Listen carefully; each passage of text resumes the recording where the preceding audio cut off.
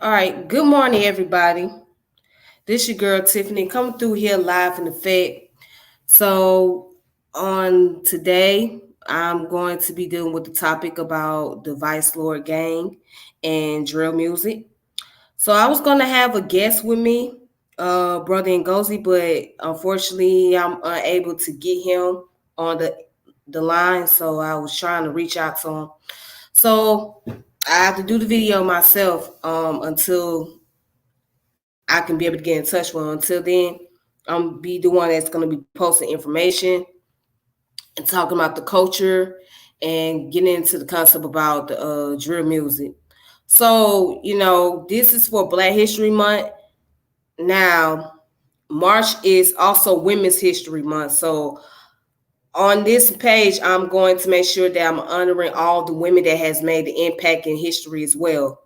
So throughout the month, so I'm just gonna honor all the sisters that have done a lot of work in the community and that did a lot of things in the field. But right now, this video is gonna be dealing with the vice lords. So let's go ahead and get started. So I have several sources that I'm going to be using. I have a book that's dealing with the Encyclopedia of Gangs, and then also I'm going to be dealing with the book which is called. Give me a second.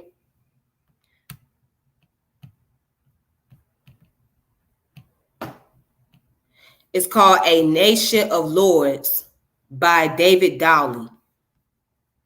All right, so I have that book in handy as well. All right, so let's go ahead. Let's look at the history of the vice lord. Who are the vice lords? So when we talk about gangs, right, we have to understand, first of all, the gangs have their own culture. They have their own identity. They have their own set of rules. All right.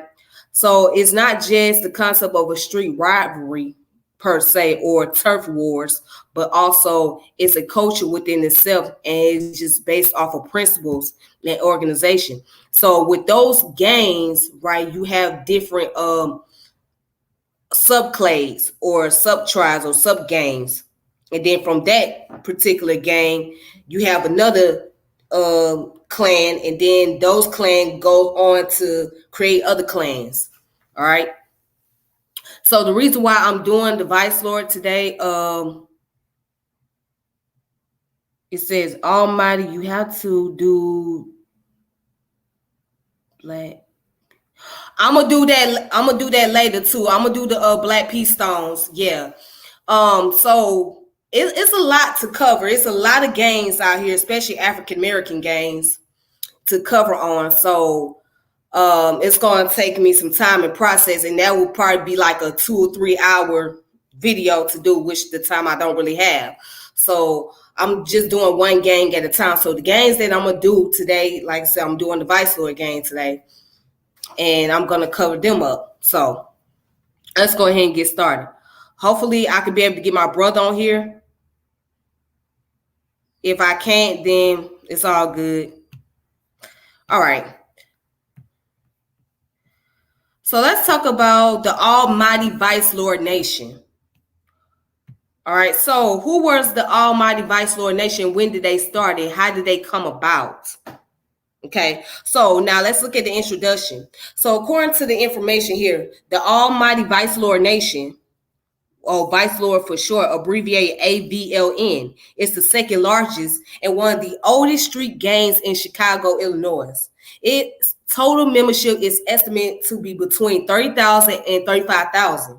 It is also one of the founding members of the People Nation Multi-Gang Alliance. All right. And then the origin goes into in 1957, the Vicelord Gang was founded by several African American youths, originally from North Lauderdale neighborhood of Chicago. These youths met while incarcerated in the Illinois State Training School for Boys in St. Charles, also known as the St. Charles Juvenile Correctional Facility. At the time, they were led by a founding member, Edwin P. Paulo Perry. The name Vice was chosen when a gang founder looked up the term in the dictionary and found the meaning as having a tight hold. All right. As you can see, the allies over here, where over here to the right, it says the Black Peastone, Bloods, Lag Kings, and of course the People Nation. So we're gonna look at what the People Nation is later. Anyways, it says, as the original Vice Lords group were released from incarceration, they quickly began to recruit other youths from their neighborhood and began engaging in conflicts with other clubs from various Chicago neighborhoods. By 1964, they have grown significantly, and law enforcement named them as a primary target for their various illegal activities, including robbery, theft, assaults, battery, intimidation, extortion. They were noted for their violent behavior. All right. So let's stop right there. So as we know, so far, according to the source, the information that they was founded in the correctional facility by a group of young people, and the original founder was Edwin P. Paulo Perry. That's who founded the Vicelord Nation. All right. And then came along, there was a brother named by Bobby Gore, who we're going to look into his biography and who he was and all that great stuff. So, yeah, they were founded in the correctional facility. Now, you got to remember, these gangs, like the Peastone Nation, Vicelord Nation, Gangster Disciple, they all were around since the 50s and 60s. All right. They were around. So the Vicelord been around since 1957. That's a long time. The Peastone been around the same time as well. Okay. So they have a long-standing history. All right. So let's just go ahead. Let's continue.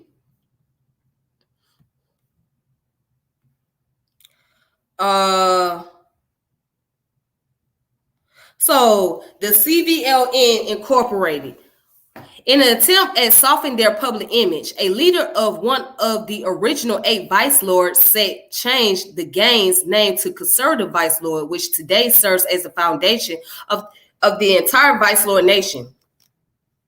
They developed new logos and advertised themselves as a community outreach group. They went as far as to petition for a community outreach chapter named Conservative Vice Lord Incorporated. This attempt was successful enough that the group began to receive a large amount of positive publicity from various politicians and community leaders. CVL Inc. established a number of recreational areas for neighborhood children, which were then used as meeting houses after they had closed for the day. In 1972, Vice Lord leaders Alfonso Alfred and Bobby Gore applied for a $275,000 grant from the Rockefeller Foundation. The Rockefeller Foundation approved the grant. This particular era of the CVL is documented in the 1970 film Lord Thing by Chicago filmmaker DeWitt Biel. Those featured in the film include Bobby Gore, Kenneth Goat Park, Eddie Publibo Perry, Don Ivan, if I'm saying his name right, Leonard Singali, and William Franklin.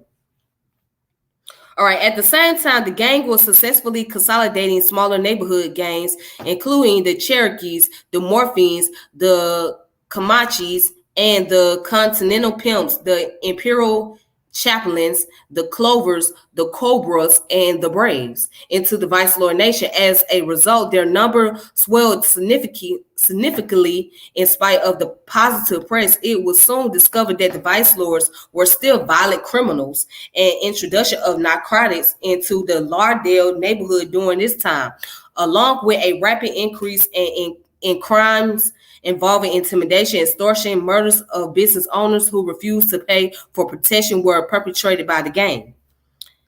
So it goes down here to talk about the Muslim identity that was adopted into the culture. So the Muslim, after public pressure, a federal investigation into the CVL Inc.'s use of the Rockefeller's grant money was conducted, and as a result, several leaders were arrested and sent to prison.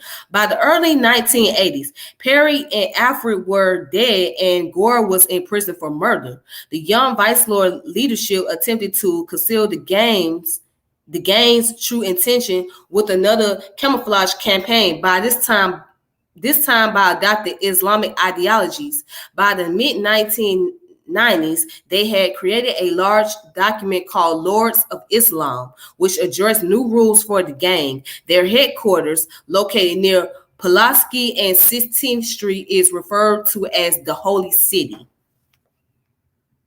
In the 1990s and beyond, in the 1990s, the VLs, while engaging in the usual activities, became much more sophisticated and expanded into mortgage fraud, credit card fraud, and money laundering.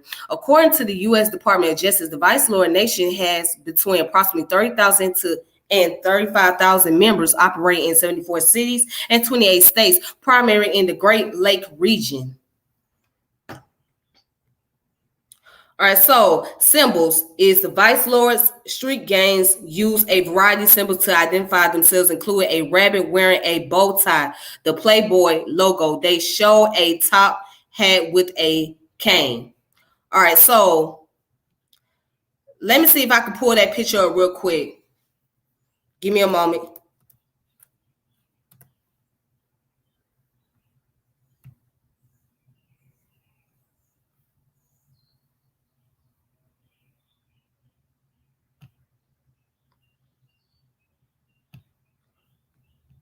All right, so give me a moment.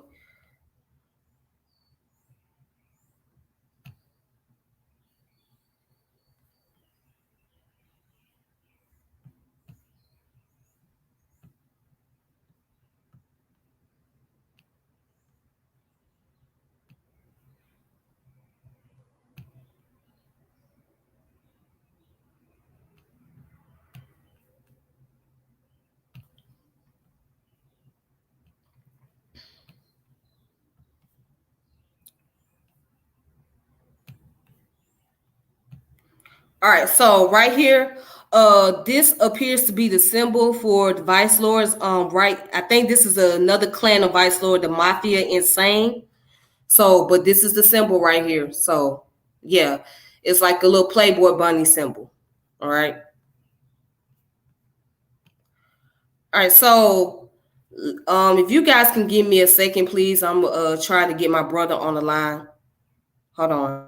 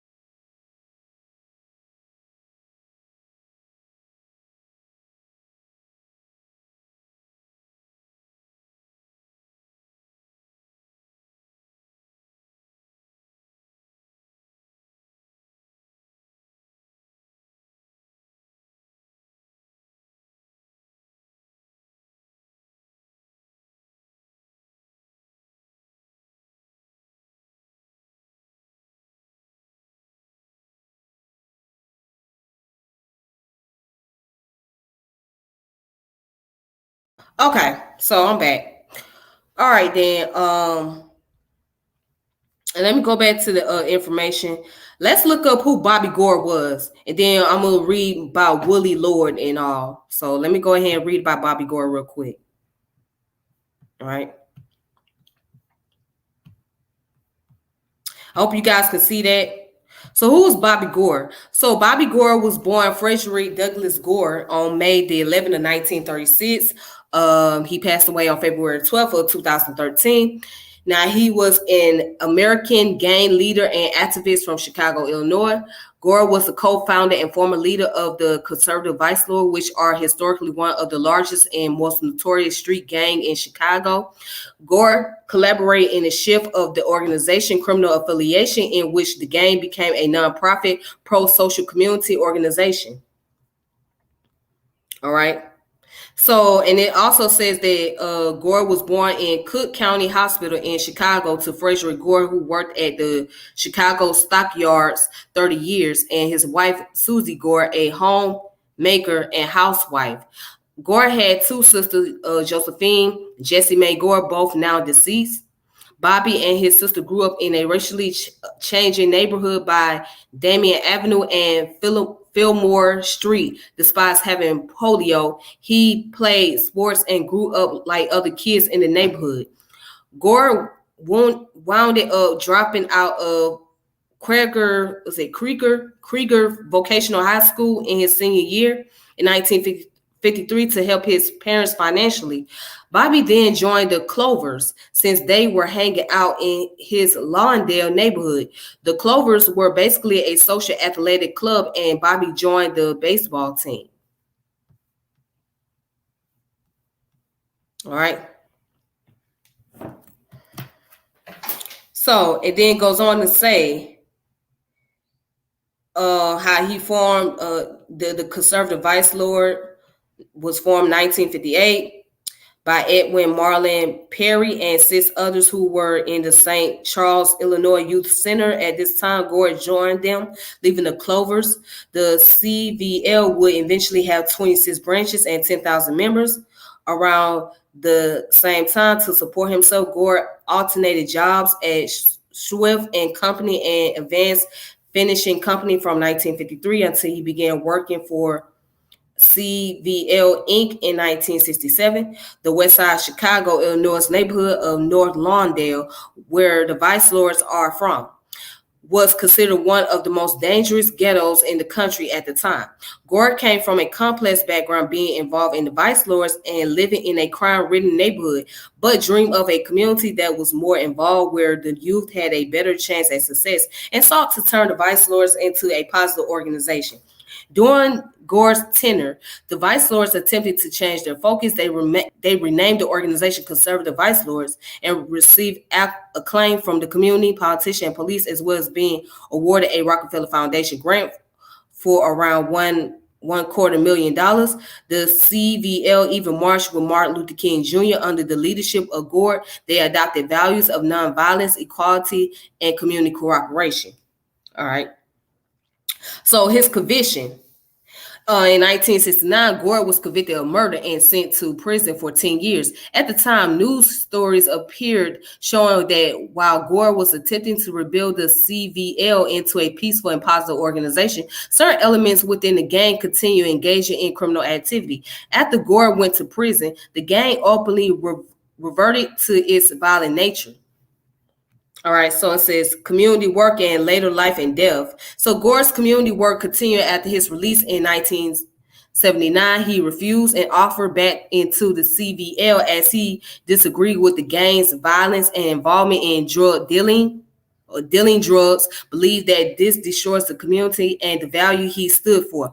Gore died of complication from chronic obstructive pulmonary disease on Tuesday of February the 12th, 2013 in Franciscan's St. James Health in Chicago Heights, according to his wife, Ethel. He had lived in South suburban Linwood, Illinois for the last 23 years of his life. All right. So here's the reference at the bottom of the page. Okay. So if you want to find out more information about it. Now let's see what else we can come across. So I'm doing the best I can with presenting the sources. As you can see, I was supposed to have another guest here, so obviously I'm not able to get him on here. So I'm doing what I can on my part. All right. Let's look at who Willie Lord was. So the story about Willie Lord. Willie Lord as a teenager. As a matter of fact, let me pull up a picture of Bobby Gore and Willie Lord real fast.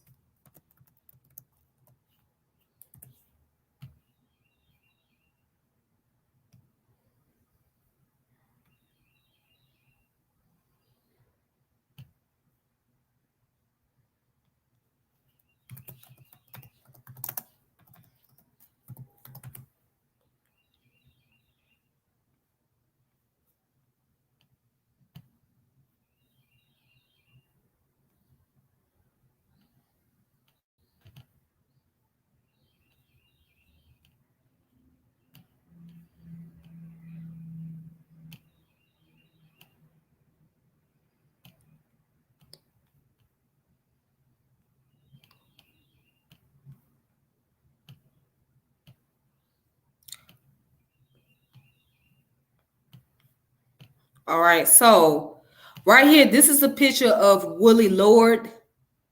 That's a picture of him. And let me show you Bobby Gore, the late Bobby Gore.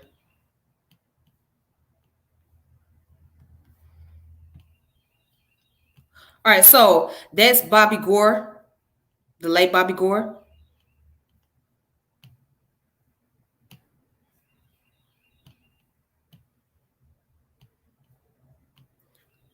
Now, getting back to the information. All right. So Willie Lord, as a teenager growing up on Chicago's West Side in the 1960s, Willie Lord joined the unknown Vicelord, a fashion base along 16th Street in the Lawndale neighborhood.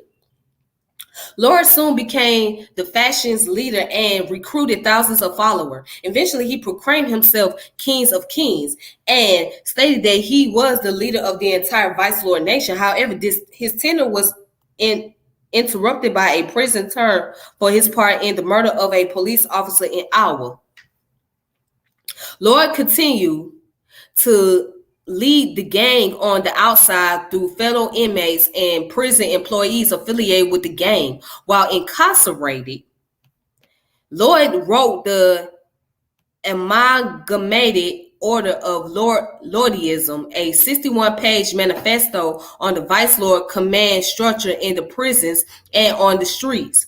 He was incarcerated in 1971 until his release on parole in 1986, then was back in prison a year later on a weapons conviction until another parole in 1992. When he left prison in 1992, he was picked up by fellow gang members dressed in fur who were driving a convoy of 5 limousines.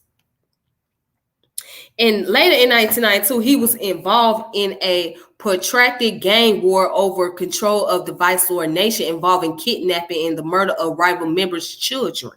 Law enforcement intensified its effort to remove Lloyd from the street, and from 1994 to 2001, he was again incarcerated for weapons violation. During Lloyd's quarter century as a gang leader, Vicelord drug deals, extortion, and other crimes reportedly led to thousands of homicides. In 1996, police had supposedly linked every murder committed in Chicago's 15th district back to orders from Lloyd. Lloyd publicly quit the Vicelord after his release from prison and became an outspoken critic of gang life.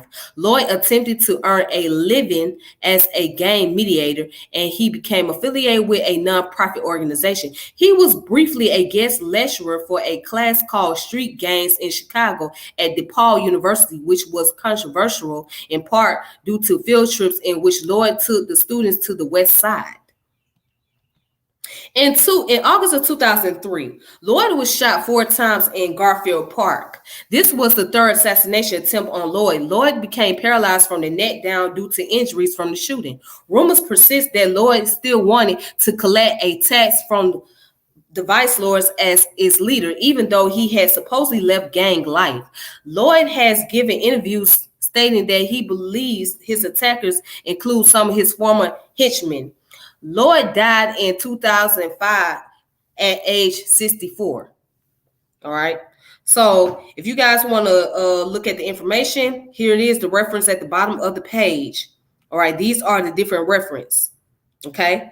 And you can find the external link at the bottom too. So now let's look who were the People Nation. All right. Let's look at the People Nation real quick. All right. So now, People's Nation. People Nation is an alliance of street gangs generally associated with the Chicago area. They are a rival of the Folk Nation alliance of gangs. Now, how did they come into formation? Check it out. Formation, the People Nation was formed in reaction to the creation of the Folk Alliance of Gangs. In 1978, the Araucans, now Black P. Stones, Vicelords, and Latin Kings formed an alliance system of their own and titled it the People. Jail Forts of Araucans, Bobby Gore of the Vicelord, and Gustavio Colin of the Land Kings were instrumental in the forming of this alliance.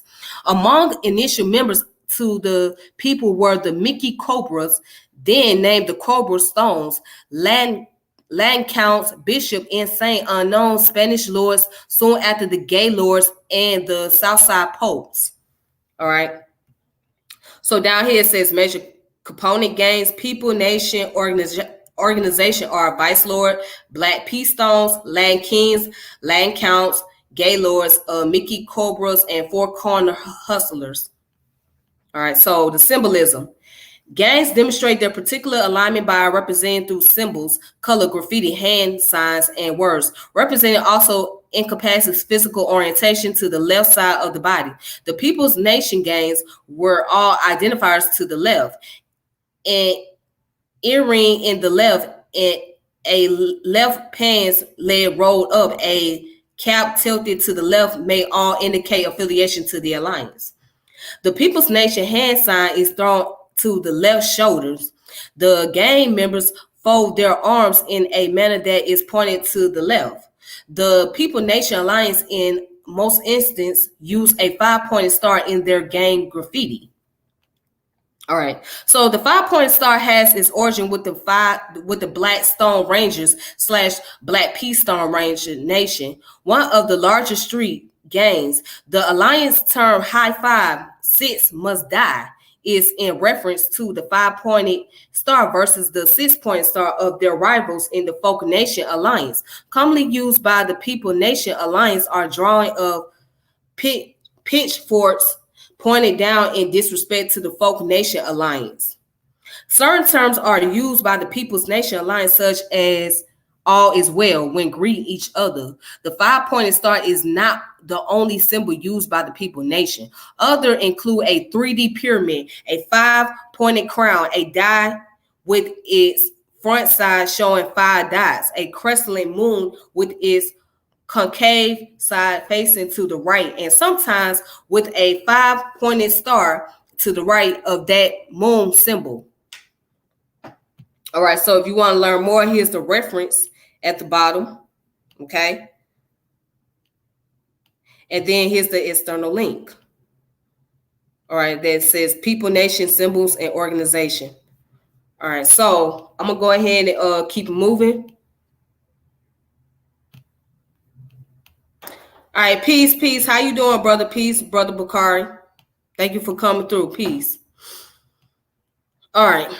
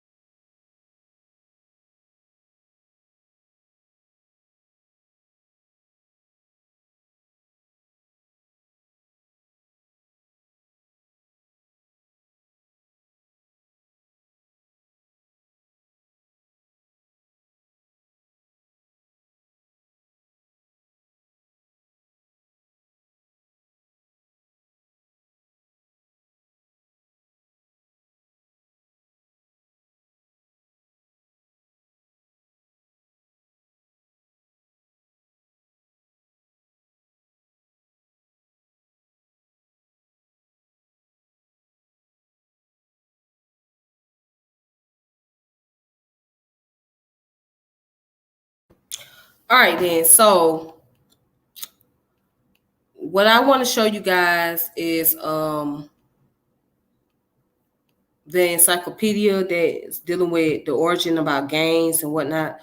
So if you go on archive.org, all right,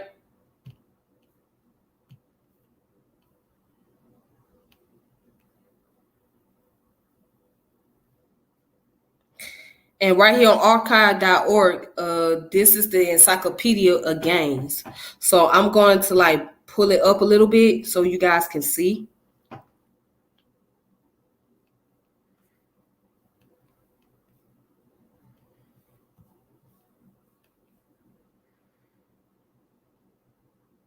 All right, so right here it says Vicelord Incorporation. From 1965 to 1969, over 290 persons have been slain in gang-related crimes. In 1967, the worst year of gang violence, over 150 people were murdered by Chicago gangs. These statistics were announced in Mayor Richard Daley Sr.'s formal declaration of war on Chicago gangs in 1969. On the city's west side, the conservative vicelord simultaneously came to symbolize gang expansion, community transformation, and political repression in the late 1960s Chicago. All right, so of course it goes on in detail. Let's see what else we can find in here. It says it was in this environment that the vicelord flourished through violent expansion and intimidation. Fights with rival gangs occurred regularly, and in a few instances, bystanders were beaten or shot. By the mid-1960s, the vicelord had established themselves as one of the largest, most sophisticated gang structures in Chicago. There were formal positions of leadership, large-scale recruitment efforts, as well as expansion into multiple West Side neighborhoods. Through these activities, the vicelords set standards in the gang world, establishing their longevity and eventually outlasting most neighborhood gangs.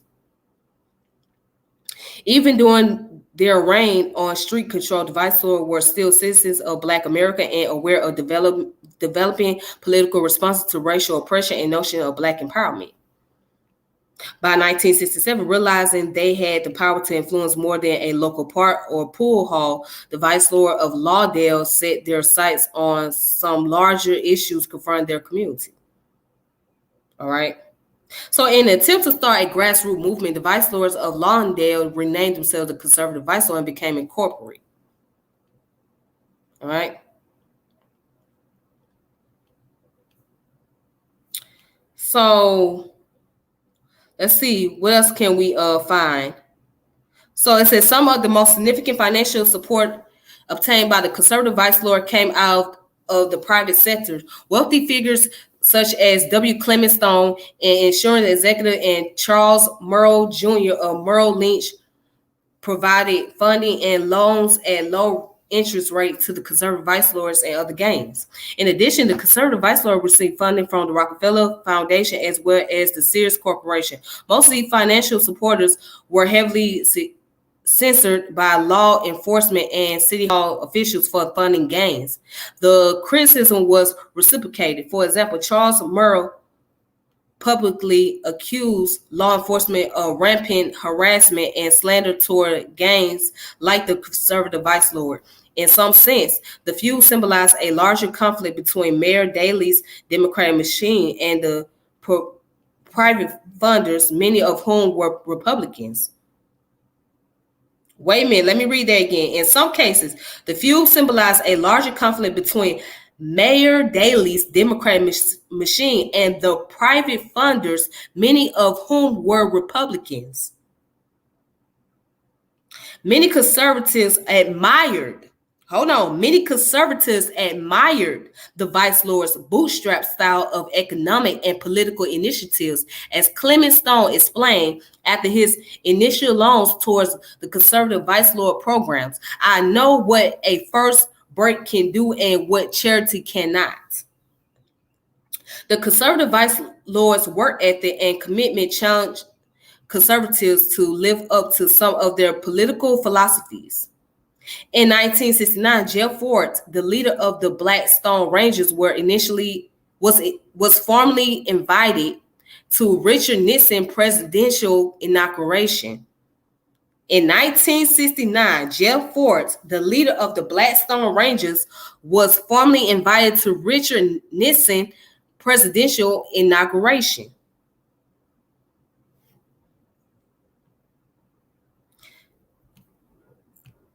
You know what? I must say that's very interesting. That's very interesting to know that a lot of the people that donated or that had sponsored the conservative vice lord were those who were in the Republican Party. That's very interesting to me. And then it's also interesting to find out that the Black Peace Stones were invited. They were invited to Richard Nixon presidential inauguration in 1969. Who would ever know this? See, you would never know this until you study and do the research.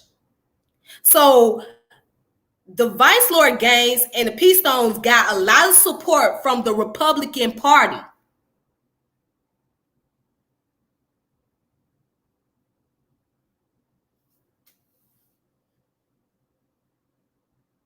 I mean, just think about that for a moment. It didn't say Democratic Party because the Democrat was the one that gave the criticism. But the Republicans gave a lot of support. They was the ones that was giving loans, giving grants, and inviting the Peace Stone to the presidential inauguration.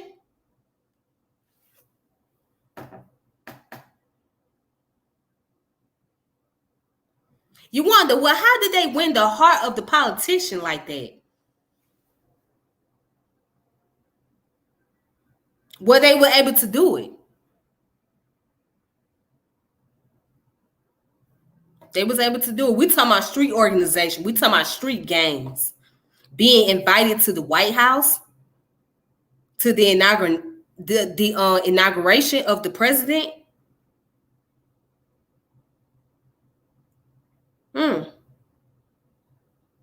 Pretty interesting. All right. Let's see what else we can find in this encyclopedia. Now, it says, while the conservative vice lord were generally appreciative of the opportunities afforded them through various benefactors, not all assistance appeared genuine to them. Early in the vice lord's transformation, many with local business interests aided community initiative with an implicit obligation for the vice lords to act as a bulwark for business owners' West Side property. Okay, initially accepting this role, the conservative vice lord deterred any and all rioters from touching West Side property during the summer of 1967, ultimately leading to a confrontation with the Black Panthers and other militants. After their properties was saved in the 1967 riots, some business owners did not come through on commitments made to the conservative vice lords, sparking distrust and hostility on the part of the conservative vice lords. During the next spring, when Dr. King was assassinated and riots started throughout Chicago, many conservative vice lords participated in the destruction of West Side businesses, while others simply stayed home, refusing to intervene.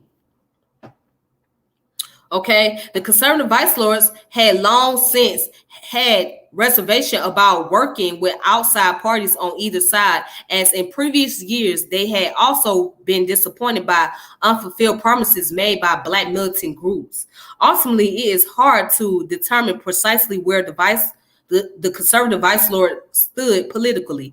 While they stood in favor of the civil rights and Black power movements and opposed Black participation in the Vietnam War, they also worked within the mainstream, embodying efforts of Lyndon Johnson's Great Society program with a belief that empowerment could be achieved through democracy and capitalist ventures, notions long since rejected by most militants. All right. And it said it was during this period of rioting and controversy that Mayor Daley increased attacks on the vice lords, the conservative vice lords, and other gangs. Daley himself was no stranger to street gang structure, once a leader of an Irish gang known as Hamburgs. Do I need to read that part again? Yes, let me go ahead and read that part again. It says, it was during this period of rioting and controversy, right? that Mayor Daley increased in tax on the conservative vice lords and other gangs. Daley himself was no stranger to the street gang structure, once a leader of an Irish gang known as the Hamburgs. And wait a minute, check this out. It says in 1919, the Hamburgs were charged with inciting a race riot aimed at African Americans. Over the time, the Hamburgs exerted some influence on local politics, giving Daley his introduction to an extensive political career. Now, as Chicago mayor, Daley set up a team of politicians and law enforcement officials headed by State Attorney Edward Hanrahan to exact a zero-tolerance crusade against gangs.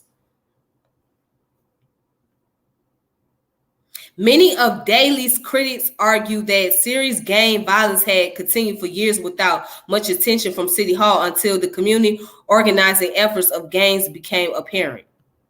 All right, so if you guys want to look up more information, you can check this out on archive.org.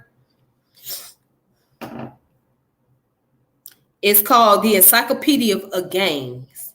Okay.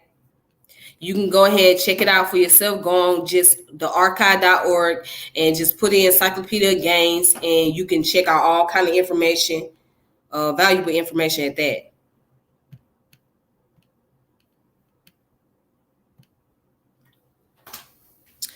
That's interesting, right? An interesting point. All right, so also,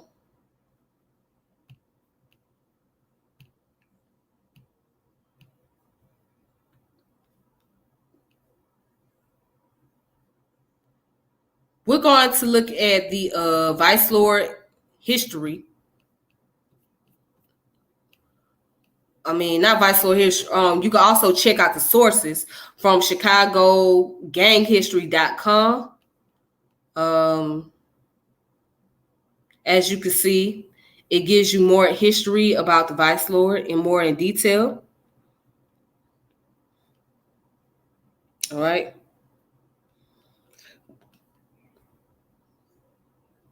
All right, you can check this out for yourself. Okay.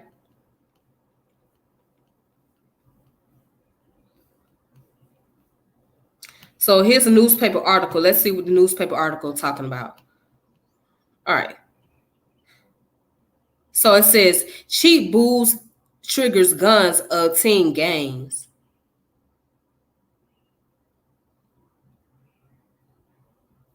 All right. It says the first news article mentioning the vice lords in the Chicago Tribune, December the 9th, 1959. Okay. So let's see what they say. It says, by Robert Wadrich, the gang of 8 teenagers stand in a cluster in the shadows of the high stone walls of Bryan School, 13th Street and Kidvale Avenue. As Fred Fredman and William Duffy, police youth officers, pull up, one of the teenagers discard a partly empty bottle of cheap blended whiskey is smashed on the surface of the schoolyard. All right. So it said the district has 13th Street gang classified by police as troublesome. There are 31 bands of youngsters operating in Fillmore, but some are not classified as gangs in the police sense. These do not, as a rule, engage in crimes or violence. They resort more to drag racing, occasional individual fights, and some vandalism. They have not yet become a gang. The C, however, is there. All right, so that's a newspaper article.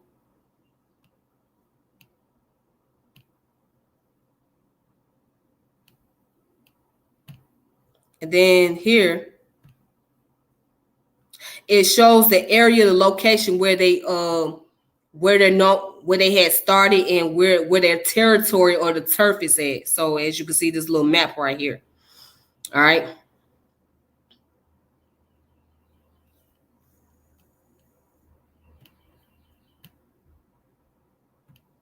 So here's another article. Okay. So again, you can just go to chicagoganghistory.com and you can check out more information for yourself.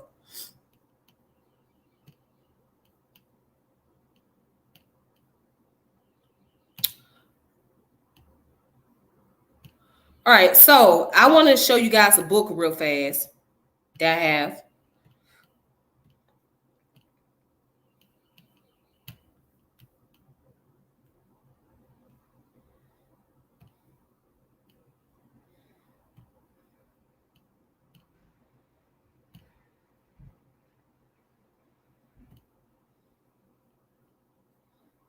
All right, so right here, I have a book called A Nation of Lords. So this book was written by David Dowley. All right, it's an autobiography. So David Dowley himself was a member of the Vicelord Nation. Okay, and he was incarcerated during this time or around the time that he wrote this book. Okay, so let me just try to zoom it in.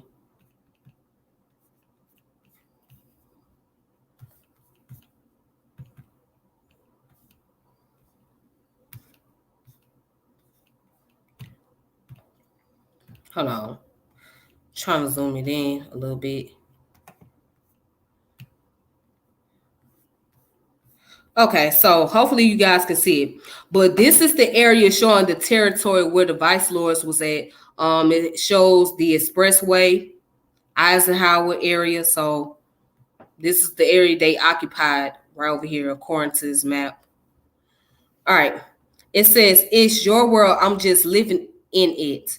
When we got there, the pattern was already laid out for us. We weren't aware of what was going on and what we thought, but we were living in the years when you couldn't walk the streets without somebody telling you they were gonna down you. All right, it says much of what we did was bad, but we didn't know why, and there just wasn't anybody who could help us. Now we know something about what made us kill each other. But in 1958, we were crammed so close together that the least little thing could the least little thing could touch something off. All right, then it goes on to say we've got 300,000 people in Lawndale and 70,000 people in Square Mile, where there used to be only 10,000 until late 50s. Lawndale was a middle-class Jewish neighborhood, but people panicked when blacks began to move in. Hold on, let me try to zoom this in.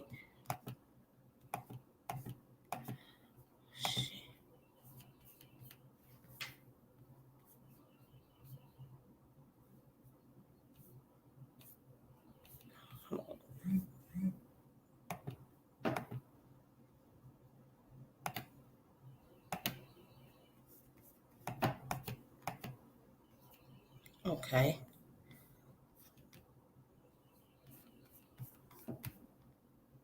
All right, so right here it says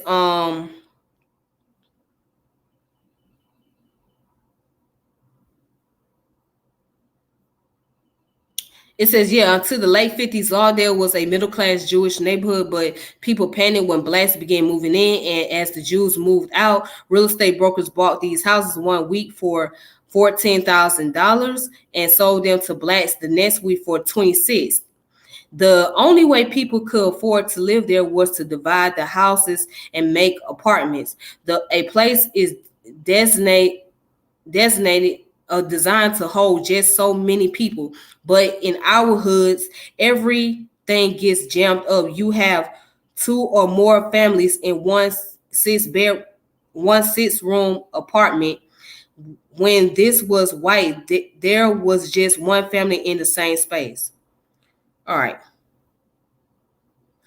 Was easily is a 20-year-old vice lord, and the first home that he can remember was Stone Ghetto, Stone Slums.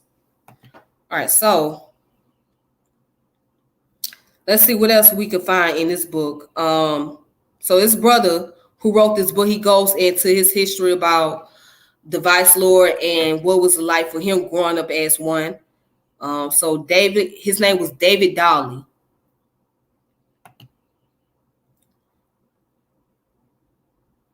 All right, so I'm just gonna have to skip some of the pages. And it says, if we can't get along, then we gonna get it on. The Vicelord started in 1958 in St. Charles Reformatory, where 7 fellows decided to form a new club. The founder of the club, Pibolo, had actually thought of the idea before going to St. Charles. He had gone to a meeting of the imperial chaplains to be initiated, but when he walked in, Big John said, "We don't want no punk motherfucker in the organization." Big John just didn't dig me or something, and he really didn't even know me. Said I wasn't vicious enough, I wasn't no terrible dude. All right. So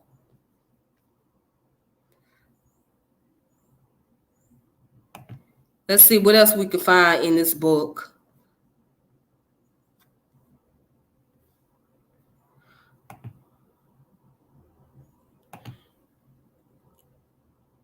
Yeah, I'm skipping a couple of chapters. All right. So it says, everybody wants to pull with the winning side, so more members came in wherever 5 or 6 lords turn out a party or does some other group. There were also dudes who just liked the way we were dressing with black caps and gold letters and a earring in one ear. See what else can we.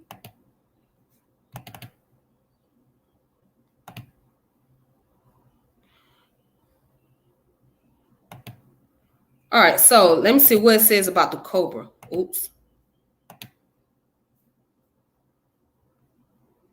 When the two groups meet, they throw until either the man comes or they get knocked out, cut up, or shot. Everybody has something to identify them. The Cobras had a big sweater with a cobra snake on it, and the Lords had capes like Batman, an earring, and sometimes black scars because most of the Lords had uh pro- process process at that time. During the fight, the baddest guy in the Vicelord meet the baddest guy in the Cobras. Usually they cuff from the fist because they have the talent for boxing and the main reputation is from fighting. How many guys can he whip and how many did he dust in the game fight? All right, so as you can see, this is the history behind the Vicelord Nation. It's an autobiography. So it's called A Nation of Lords, an autobiography of the Vicelord by David Dowley. All right, so you can look at it and read it for yourself.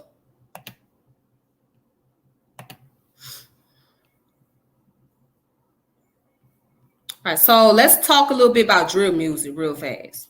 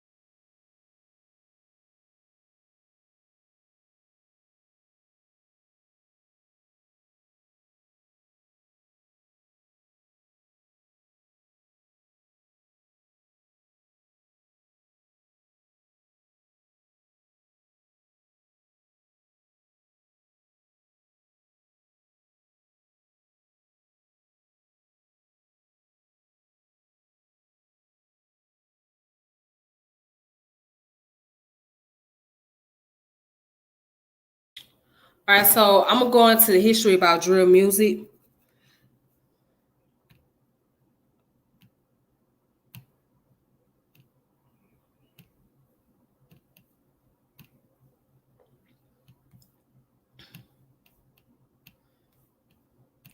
All right, so what is drill music? So drill music is a style of trap music that originated in the South Side of Chicago in early 2010. It is defined by its dark, violent, nihilistic, lyrical content and ominous trap influenced beats. All right. So drill progressed into the American mainstream in the mid 2012 following the success of rappers and producers like Young Chop, Chief Keef, Lil Durk, Fredo Santana, and Lil Reese, who had many local fans and a significant internet presence. Media attention and the signing of drill musicians to major labels followed. Artists within the genre have been noted for their styles of lyricism and association with crime in Chicago. A regional subgenre UK drill emerged in London, particularly in the district of Brixton. Beginning in 2012, UK drill rose to prominence by the mid 2010s, along with Chicago has influenced other regional scenes such as Australian, French, Irish, Dutch, and New York drill. So you got Pop Smoke. So Pop Smoke would be considered as one of the New York drill artists. All right. So characteristic, the lyrics of drill tend to be violent and very gritty. The Guardian's Lucy Stilick said nihilistic drill reflects real life where its squeaky clean hip hop counterparts has failed. Drill lyrics strongly contrast with the subject matter of earlier Chicago rappers and contemporary mainstream hip hop, which at the time of drill's emergence tended to glorify and celebrate a rise to wealth. Drill's lyrics typically reflect life on the streets and tend to be gritty, violent, realistic, and nihilistic. Drill rappers use a green, dead paint delivery, often filtered through autotone, influenced by the stone, aimless warbling of Soulja Boy, one of the earliest non-local Keith collaborators, and Lil Wayne before him. Atlanta-based rappers Gucci Mane and Waka Flocka Flame were important influences on the drill scene, though it bears many similarities to trap music. The speed of a drill beat is generally slower with a moderate tempo, having about 60 to 70 beats per minute. Some producers work at double tempo, such as 130 to 140 beats per minute.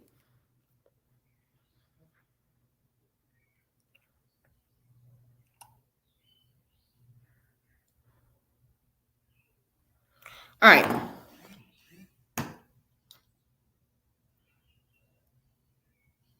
All right, anyways, drillers tend to be young. Many prominent musicians in the scene started getting attention while still in their teens. One of the genre's most prominent musicians, Chief Keef, was 16 when he signed a multi-million-dollar record contract with Interscope. And in the extreme example, Lil Wayne co-signed a 13-year-old driller, Little Mouse. Critics have noted drill rappers lack a concern with metaphors and wordplay. Chief Keef said that his simplistic flow is a conscious stylistic choice. I know what I am. I know what I'm doing. I master it. I don't even really use metaphors and punchlines because I don't have to, but I could. I think that's doing too much. I'd rather just say what's going on right now. I really don't like metaphors and punchlines like that. What Moser wrote that Keith's songs are lyrically, rhythmically, and emotionally diminished, which is why they sound so airless and claustrophobic.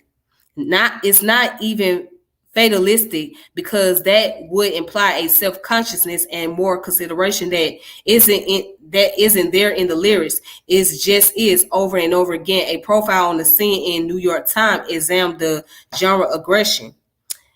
With rare exception, this music is mediated and raw and without bright spots focused on anger and violence. The instinct is to call this tough, unforgiving, and concrete hard music joyless, but in truth, it's ascribate in its darkness. Most of its practitioners are young and coming into their creative own against a backdrop of outrageous violence in Chicago, particularly among young people. Dozens of teenagers have been killed in Chicago this year and often related to gangs. There's a long history of overlap between Chicago gangs and Chicago raps. Their music is a symphony of ill-tempered threats, shouldn't be a surprise. All right. So it said female artists have represented in the scene since its origin. Pitchfork's Mal Raymer said instead of rapping about being a hitter, the local term for a shooter, they rap about being in love with hitters. Otherwise, they roll the same kind of illicit sociopathic beats from the same producer as any other drill rappers came across as equally tough. Female drillers may mix themes of violence and love in their songs. Katie Got Band said it's different because males wouldn't expect a female to rap about drilling. They're used to females selling themselves. Stillick called drill production style the sonic cousin to skittish footwork, southern fried hip hop, and the AOA trigger finger of trap. Young Chop is frequently identified by critics as the genre's most characteristic producer. The sound of trap producer Lex Luger's music is a major influence on drill, and Young Chop identifies Shotty Red, Drummer Boy, and Zaytoven as important precursors to drill. All right. So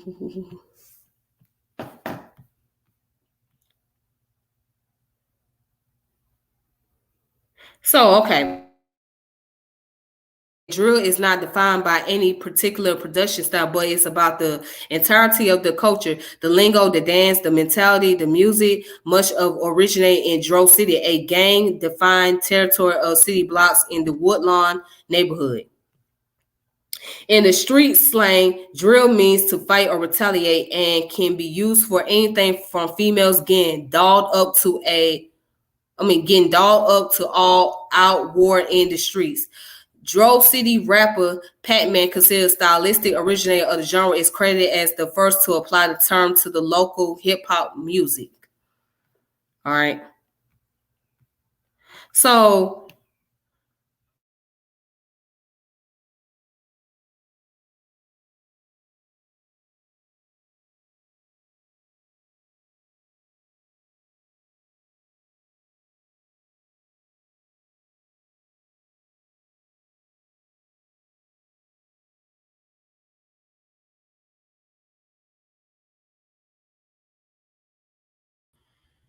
all right, so I'm going to show another article, and hopefully I can show a video. All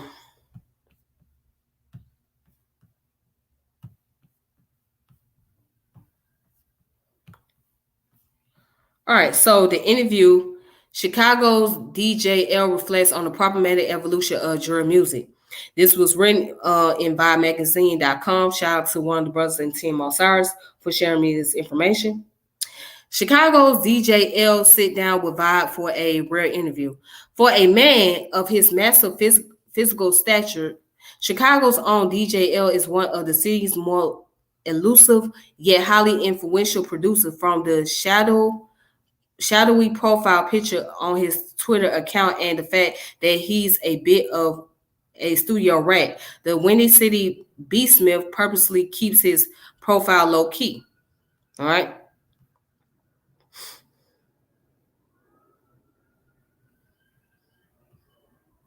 So it says today L has worked with a large number of Chicago's legend and new stars, including Dreezy, Common, King Louis, Lil Durk, Lil Reese, Chief Keef, Tink, among many others. Nationally, he has worked with the likes of Juicy J, Fetty Wap, Project Pat, PNB Rock, Lil Uzi Vert, Plies, Dej Loaf, Kevin Gates, A Boogie with the Hoodie, NBA Youngboy, and more.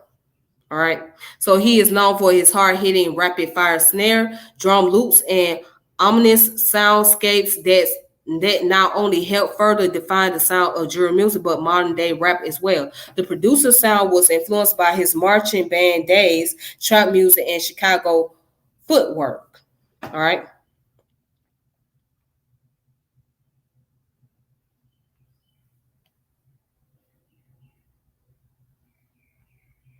And it says, L, real name London Buckner, grew up with what he described as a proper upbringing. He was born in Hyde Park, a mixed income neighborhood on the south side between Lakeshore Drive and downtown Chicago. Eventually, he and his working family moved further east to the notorious 79th Street in Chatham neighborhood. By his account, he lived down the street from Chance the Rapper and about a mile away from a very, very young little Bibby and G Herbo in the neighboring South Shore community. Like most young people in Chicago's inner city, it was not long until the streets came knocking at the baby face producer's door at an early age.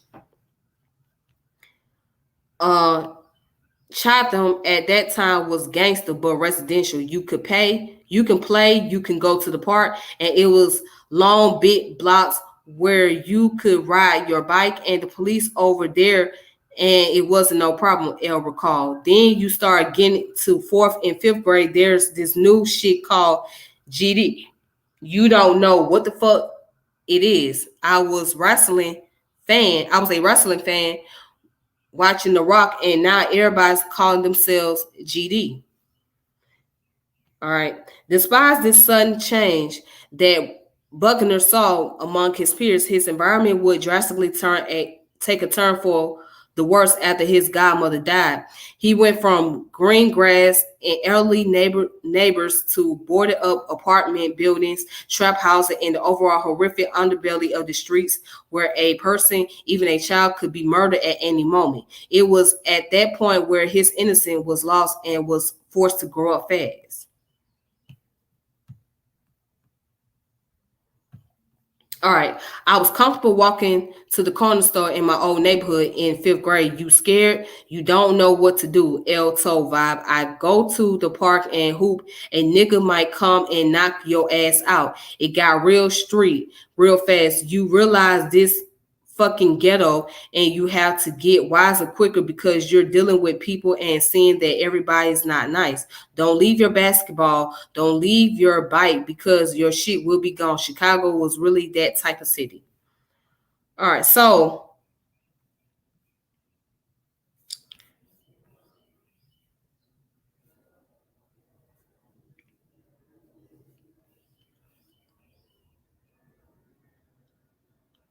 let's look up the story about Pac-Man, the rapper, real fast.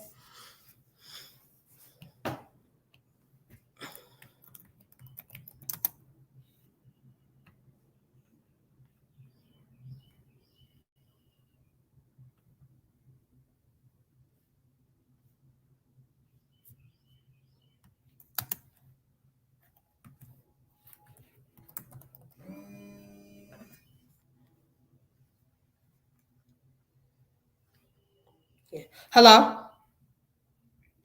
Hey. Oh. Oh.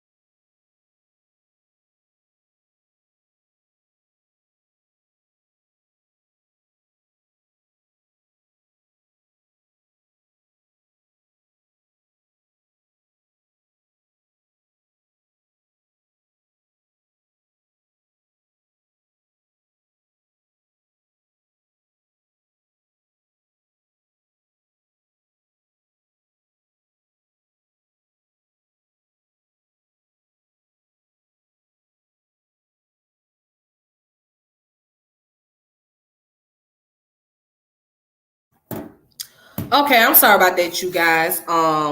So I will do a part two of this. I just got the phone with the brother, so I will do a part two of the history. Hopefully I can get him on tomorrow. But so far I did the part one, so hopefully you guys enjoyed that. We'll see how that goes. All right, but I wanted to show you guys a video of the little drill rapper.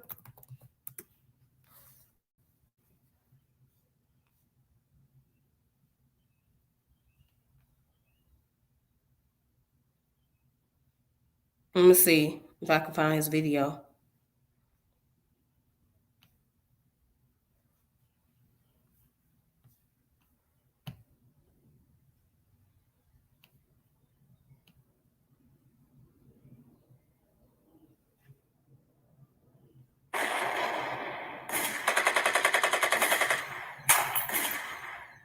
Where your ass was at when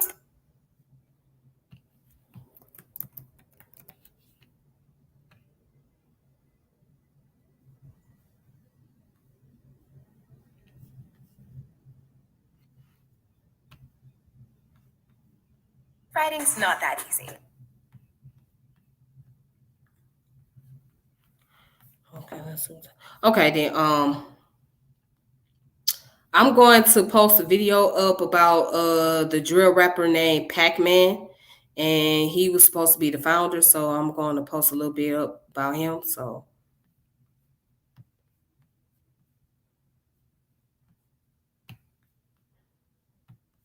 But Grammarly can help.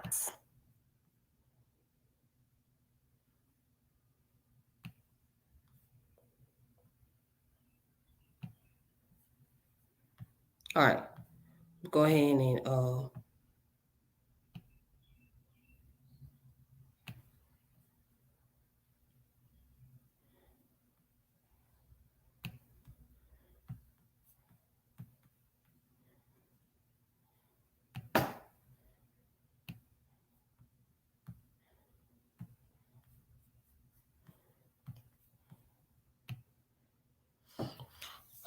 boy, Jesus Christ.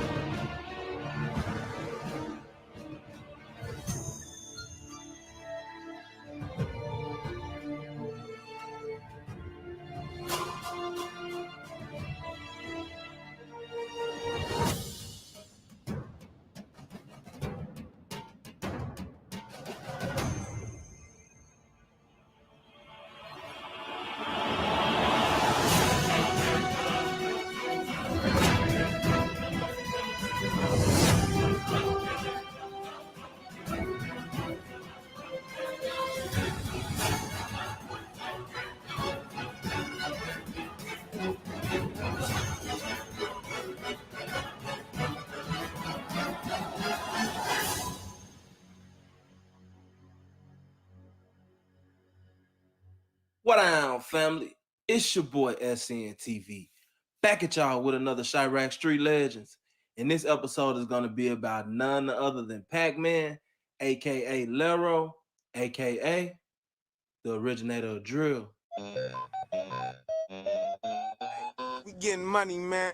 Breaking 100 grams, shaking that 100, so 11 for the 100, fam. I'm on the line with a desert in the other hand, a rubber band strapped to a stack off the bundles, man. I'm out early, so a nigga don't like that. Pack got the Mac on me, homie, come right back. They won't gun for me, I'ma let them guns spray. Hand by the camera, all I probably need is one take. Face shots crack the back of their head. They all dead in the back, getting bread in the back. They better be cool for the lead hit the back, and they back get popped because they fled through the back. What? I'm on some gutter shit, but niggas on some other shit. So I keep another bitch blowing out a mother shit. They say it's game time, so I get a bang, man. We don't want to change, man. We want to make it rain now. Man comes from that BNC set or By None Crazy. He also claimed Young Money. They from Snow Block or 64th and Ellis. Pac-Man is originally from the 63rd block of Ellis, which is the next block over. That's in Dro City. Now, at the time when Pac-Man was alive, BNC was clicked up with YMB, Salt Block, and Matt Creek, which formed Dro City after Dro died. Before the death of Dro, that area was known as Murder Town. Man, this Lero, man, aka Pac-Man, man. And we on 64th for Ellis, Crenshaw. No, we out here. It's cold. We out here. Dro, or Sajo, he was a well-loved member from Murder Town.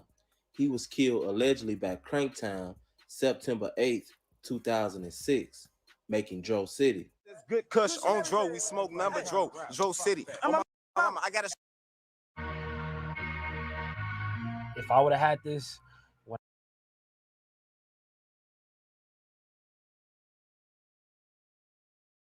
show him the tattoo. I gotta show him the Dro City tattoo. On my mama, that's why hood killer. Y'all already know what it is.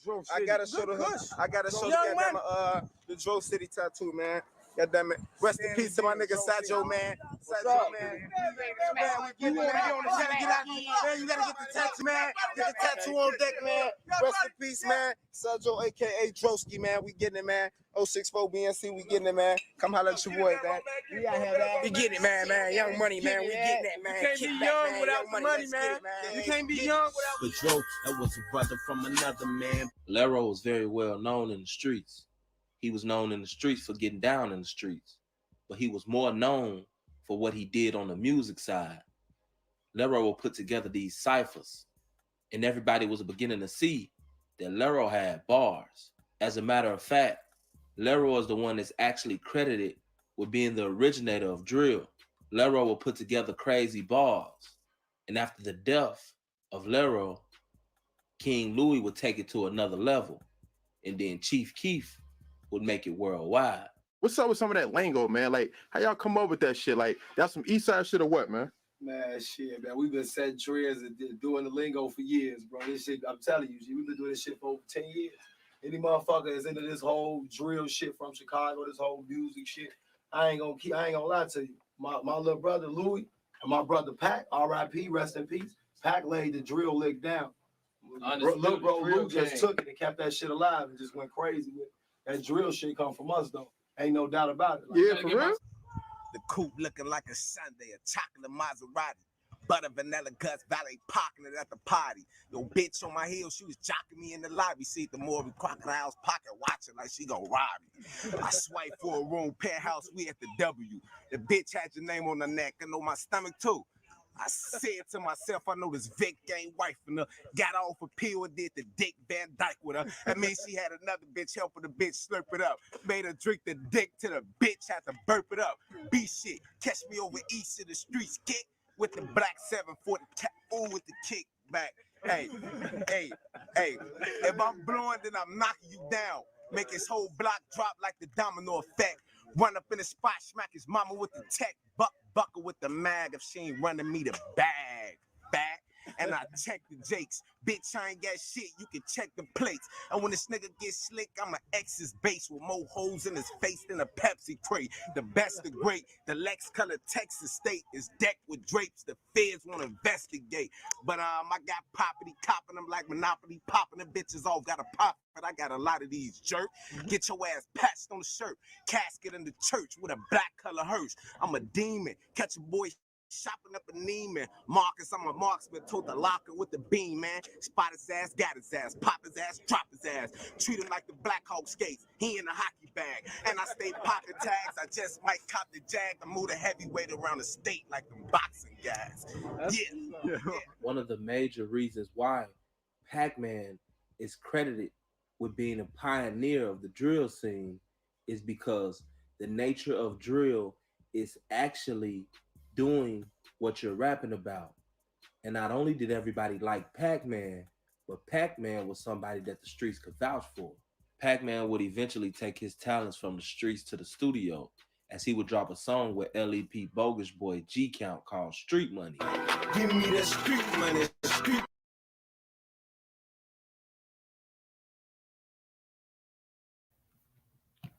All right. So that's the information about Pac-Man. Um and you guys can look up more information. It's called Chirac Street Legends. So you can check it out on YouTube. But that's the information. It was said to be that Pac-Man, the rapper from Chicago, who was murdered. He was the originator of drill music. But then I have read other sources that, of course, Waka Flocka kind of created the sound of what is called drill music. But because if y'all listen to Waka Flocka's earliest records, like his first album, Flockafelli. It Flockafelli? Yeah, it was Flockafelli, his first album. If you listen to that record, you will hear the drill sound in that music. Les Luger, who was the biggest producer at that time, right? The main producer. And you don't hear much about Les Luger like that anymore. But he produced a lot of Waka Flocka's music, and his music, if you listen, it will be more geared towards like gang violence, more towards against a rivalry, because Flocka himself is a blood. So by Flocka being a blood, right? He talks about shit, bloods go through and things like that, repping his gang and stuff. He had a song on there that was happened to be, one of my personal favorites because of the production behind it. And it was called Bang. It was called Bang. With the late rapper Slim Duncan, and it was another rapper on there. So, he was talking about banging, he was talking about throwing up the blood symbol, and he's saying swoop and all that other stuff. So, if you listen to that first album he came out with, you would hear that drill sound.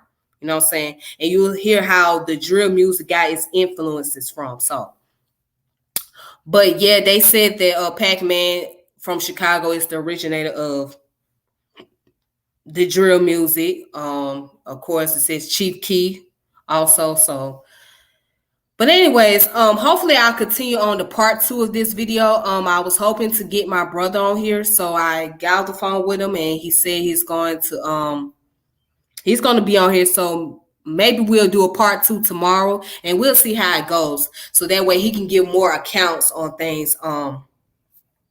So I apologize if you guys was looking forward to seeing Brother Ngozi. Unfortunately, he was not able to get on here today, so I had to do it myself. But I hope you guys enjoyed this video. If you make sure you subscribe to my channel, hit the notification bell whenever I come on, and also make sure you check out the content on there. Make sure you share this video and share all the other videos or whatnot. All right. So until then, ladies and gentlemen, this your girl Tiffany, and I'll be out. And y'all take it easy on yourself. So peace and power, elevation be to all of you. Thank you. All right.